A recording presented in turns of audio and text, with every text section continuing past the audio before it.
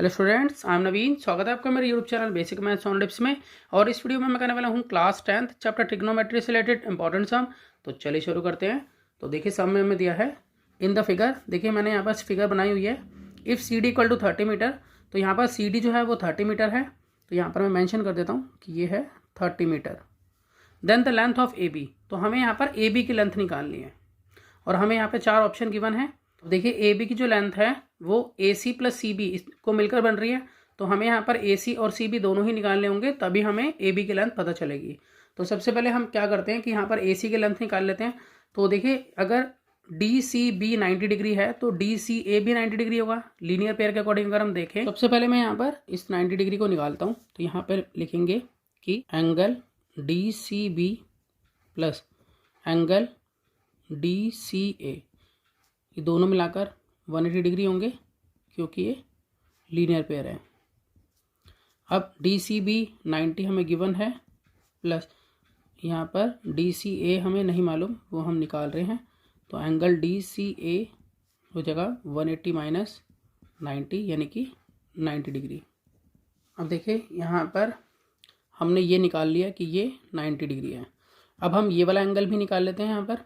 तो मैं लिखूँगा in triangle A C D में, ए सी डी ट्रायंगल के अंदर यहाँ पर angle A plus angle D C A, मतलब कि ये प्लस, और ऊपर वाले को हम लिखेंगे A D C, angle A D C, ये तीनों मिलाकर होंगे 180 डिग्री। इसको हम बोलेंगे एंगल सम प्रॉपर्टी।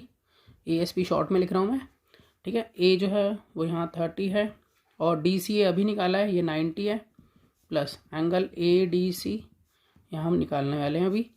तो यहाँ पर हो गया 120, यहाँ 120 लेस हो जाएगा। तो A D C is equal to 180 minus 120 यानी कि ये आ गया 60 डिग्री। इट मीन्स ये हमारा आ गया है 60 डिग्री। अब अगर हम इसी ट्रायंगल को एक रफली मैंने यहाँ बना लिया, तो यहाँ मुझे पता चल गया कि ये तो 90 है, सी ये है डी, ये है ए, तो ये 30 है और ये अभी आया है 60 है। देखिए अगर हम इसमें ध्यान से देखें तो हमें यहाँ मालूम है कि ये 30 मीटर है। हमें अगर AC की लेंथ निकालनी है तो हमें ऐसा रेशियो यूज़ करना होगा जिसमें परपेंडिकुलर आए और बेस आए। तो परपेंडिकुलर बेस जो है वो 10 में आएगा, तो यहाँ पर 10 30 हम यूज़ कर सकते हैं। तो मैं यहाँ लिखूँगा कि 10 30 डिग्री जो है इक्वल होता है परपेंडिकुलर अपॉन बेस के। तो देखिए ये थीटा मैंने इसको माना हुआ है, तो थीटा के जस्ट सामने हमें मिलेगा परपेंडिकुलर, ये हमारा हो गया बेस। तो 10 30 होता है 1/√3 के इक्वल टू परपेंडिकुलर हम देखें तो वो है हमारा यहाँ 30 और बेस हमें मालूम नहीं है जो कि है AC। क्रॉस मल्टीप्लाई करके AC की वैल्यू मैं निकाल सकता हूँ। तो यहाँ 1 × AC करूँगा तो AC, और यहाँ 30√3 ये मीटर में, तो इसको मैं फर्स्ट मान लेता हूँ। तो देखिए अभी हमारी AC आई है, यहाँ पर हमने इसको निकाल लिया कि ये है 30√3। अब हम CB निकालेंगे। तो CB के लिए हम ट्रायंगल यूज़ करेंगे DCB। तो मैं DCB ट्रायंगल यहाँ पर बना लेता हूँ कि इस तरह से ये यहाँ पर D है, ये C है, ये B है। यहाँ पर ये 90 डिग्री है, ये 60 मुझे यहाँ गिवन था। जैसे कि CD तो हमें मालूम है जो क्वेश्चन में गिवन थी, जो कि है 30 मीटर। तो यहाँ पर देखिए हम थीटा यही यूज़ करेंगे, यानी कि 60 इसके सामने बिल्कुल परपेंडिकुलर रहेगा ये, ठीक है। यहाँ पर ये बेस होगा, तो यहाँ पर भी मैं CB निकालना है तो मुझे बेस निकालना होगा। तो यहाँ पर मैं 10 60 का यूज़ कर सकता हूँ। तो मैं यहाँ लिखूँगा इन ट्रायंगल DCB में मैं ये कह सकता हूँ कि 10 60 डिग्री इक्वल होगा यहाँ पर परपेंडिकुलर अपॉन बेस के।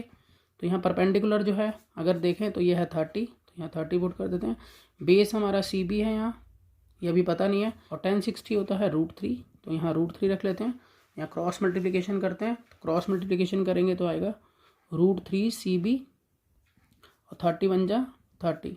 तो यहाँ CB इक्वल टू 30 अपॉन में √3। तो यहाँ पर हम इसको रैशनलाइज करेंगे, तो रैशनलाइज करने के लिए हम √3 से ऊपर नीचे इसको मल्टीप्लाई कर देते हैं। तो ये हो जाएगा 30√3 अपॉन में √3 × √3 हो गया 3।